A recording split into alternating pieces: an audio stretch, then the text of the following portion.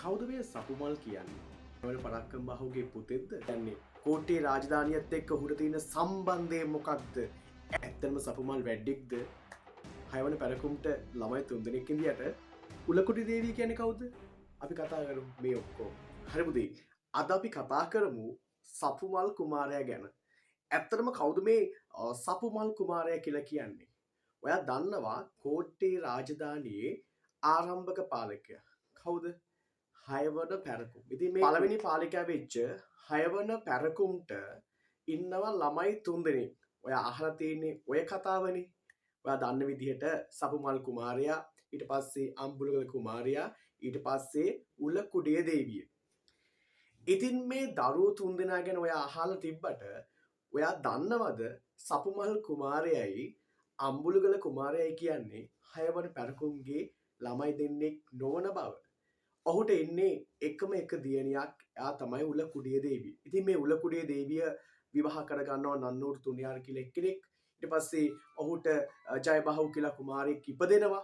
හැබැයි ඔය සපුමල් කුමාරයා අම්බුලගල කුමාරයා කියලා කියන්නේ හයවන පැරකුම්ගේ පුතු දෙන්නෙක් නෙවෙයි. පුතේ පුත්‍ර තනතුරේ තබාගත්තු දෙන්නේ. හරිද? එතකොට මේ සපුමල් ගැන මම හොයාගෙන යනකොට සපුමල් කියලා කියන්නේ කාර්යශූරී රණකාමී පාලකයෙක්. මොකද කියනවනම් සපුමල්ව හයවන පරාක්‍රම බහු භාවිතා කරනවා යාපනයේ රාජ්‍යයේ බලය තමන්ට නතු කරගන්නට. මොකද පුතේ යාපනයේ රාජ්‍යයේ මේ වන විට පුතේ ආර්ය චක්‍රවර්තීන් තමයි පුතේ යාපන රාජ්‍ය අල්ලාගෙන ඉන්නේ. ඒගොල්ලන්ට ඉන්දියාවේ මුදව් උපකාර ලැබෙනවා පුතේ. මෙන්න මේ කියන යාපා පටුනේ යාපනයේ බලය අල්ලගන්න හයවන පරාක්‍රම බාහු විසින් පුතේ සපුමල් කුමාරයව යවලා තමයි තමන්ගේ ඒ යුද ජයග්‍රහණය ඉෂ්ට කරගන්නේ.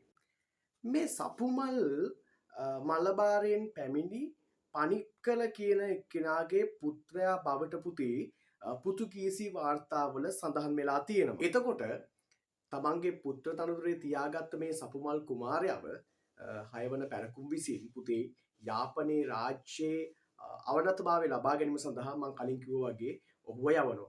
එතකොට මෙයාගේ දේශපාලන ජයග්‍රහණ පුතේ ගොඩක් තියෙනවා. මේ යාපනයේ ජය ගන්න යන අතරවාරයේ මෙහා වන්නියාරවරුන්ගේ ප්‍රදේශවලට ගිහිල්ලා සමහර වන්නියාරවරු තමන්ගේ යුද හමුදාවට එක්කොටගෙන එහෙම එකඟ නොවූ අයව රජතුමා ගාවට ගිහිල්ලා කැඳවලා ඔවුන්ට දඬුවම් ලබා දීලා වන්නියාරවරු 18 දෙනෙක්ගේ බලයෙන් ඇසුවා කියලා පුතේ මූලාශ්‍රවල තියෙනවා. එතකොට ඒ විතරක් නෙවෙයි තව විශේෂ කාරණාවක් තියෙනවා. මෙන්න මේක සැලලිහිණි සංදේශයේ සඳහන් වෙනවා. සපුමල් යාපනයේ ජයග්‍රහණය කරලා නැවත එනකොට සැලලිහිණියා විසින් සපුමල්ගේ ජය ഘോഷාවේ ජය හඬ දුටුවා කියලා පුතේ සැලලිහිණි සංදේශයේ සඳහන් වෙලා තියෙනවා. එතකොට සර් මොකද්ද මේ සැලලිහිණි සංදේශය කියන්නේ? චුට්ටක් වෙටත් අදාළ වෙච්ච හින්දා මේ කතාවත් මම කියන්න පුතේ. තොටගමුවේ ශ්‍රී රාහුල හාමුදුරුවෝ විසින් තමයි පුතේ මේ සැලලිහිණි සංදේශය ලියන්නේ. එතකොට මේ සැලලිහිණි සංදේශයේ තියෙන පුතේ ඒ කාලේ ඒ කියන්නේ පුතේ හයවන පැරකුම්ගේ දූ උලකුඩේ දේවියට පුත්‍රවණක් ලබා දෙන්න කියලා විභීෂණ දෙවියන්ට ලියූ සංදේශයක් තමයි පුතේ ඔය සැලලිහිණි සංදේශයේ තියෙන්නේ. එතකොට මේක ඇවිල්ලා කෝට්ටේ යුගයට අයත් තොටගමුවේ ශ්‍රී රාහුල හාමුදුරුවෝ විසින් තමයි පුතේ මේක ලියන්නේ. එතකොට සපුමල්ගේ ඒ යුද ජයග්‍රහණය සැලලිහිණි සංදේශයේ සඳහන් වෙන්නේ සැලලිහිණියා ඒ දුටු බව ලස්සන කවියකින් ඒක පුතේ වර්ණවත් කරලා තියෙනවා. දැන් මෙතන පොඩි තව සිදුවීමක් සිද්ධ වෙනවා. මොකද ඔයා දන්නවා හයවන පරාක්‍රම බහුගේ පුත්‍ර තනතුරේ ඉන්නවා සපුමල් කුමාරයා, අම්බුල්ගල කුමාරයා සහ එයාගේ දූ උලකුඩේ දේවියගේ ජයබාහු කියන කුමාරයා. දැන් නිකමට හිතන්න ඔහොම කුමාරවරු තුන්දෙනෙක් ඉන්නකොට, දක්ෂ කුමාරිකුත් ඉන්නකොට අනාගතයේ යම් කිසි දවසක මේ තුන්දෙනා අතර ගැටුම් ඇති වෙන්න පුළුවන් නේ. ඒකින් හින්දා පරාක්‍රම බහු උපක්‍රමයක් වශයෙන් තමයි යාපනයට යවන්නේ සපුමල්ව වන්නියාරවරු පන්නලා ඒ ප්‍රදේශය පාලනය කරන්නට. දැන් ටික කාලයක් යනකොට පුතේ හයවන පරාක්‍රම බහු රජතුමා මිය යනවා. මිය ගියාට පස්සේ පුතේ අර උලකුඩිය දේවියගේ පුතා දේ රාජ්‍යත්වයට පත් වෙනවා. පස්සේ පුතේ සපුමල් මේක දැනගෙන ආවට පස්සේ පුතේ විඝාතනය කරලා රාජ්‍යත්වයට පත් වුණා කියලා පුතේ මූලාශ්‍රවල සඳහන් වෙනවා. හරිද? එතකොට ඔය සපුමල් කියලා කියන්නේ හයවන පරාක්‍රම බහුගේ පුත්‍රයෙක් නෙවෙයි.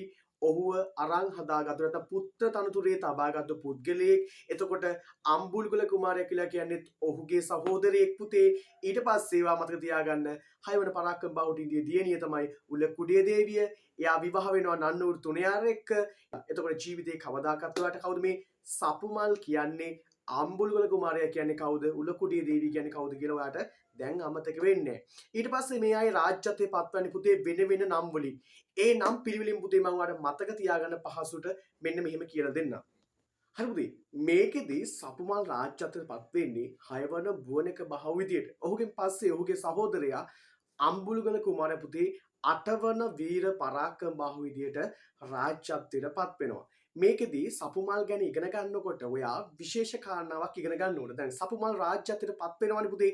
පත් වුණාට පස්සේ මෙයා අර එන්නේ යුද්ධ සේනාවක්, දමිළ සේනාවක් ශාපිනේ ඉඳන් අරගෙන.